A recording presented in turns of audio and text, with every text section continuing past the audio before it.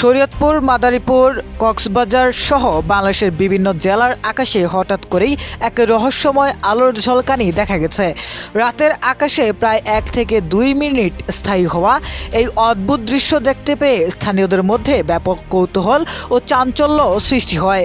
অনেকে এই দৃশ্য মোবাইলের ক্যামেরায় ধারণ করে সামাজিক যোগাযোগ মাধ্যমে শেয়ার করলে মুহূর্তেই তা ভাইরাল হয়ে যায়। বিজ্ঞান ও মহাকাশ বিশেষজ্ঞদের মতে এটি কোনো ভিনগ্রহী যান বা অলৌকিক ঘটনা নয়। মূলত এটি হলো দূরপাল্লার ব্যালিস্টিক মিসাইল বা মহাকাশযান উৎক্ষেপণের দৃশ্য। একে বিজ্ঞানের ভাষায় টোয়ালাইট ফেনোমেনন বলা হয়। যখন সূর্যাস্তের পরপর বা সূর্যোদয়ের ঠিক আগে ভূপৃষ্ঠে অন্ধকার নেমে আসে, তখন কোনো রকেট বা ক্ষেপণাস্ত্র উৎক্ষেপণ করা হলে তা বায়ুমণ্ডলের অনেক উঁচুতে পৌঁছায়, যেখানে তখনও সূর্যের আলো থাকে। রকেট থেকে নির্গত ধোঁয়া বা গ্যাসে সেই সূর্যের আলোর প্রতিফলিত হয়ে এমন উজ্জ্বল বা রহস্যময় আকার ধারণ করে।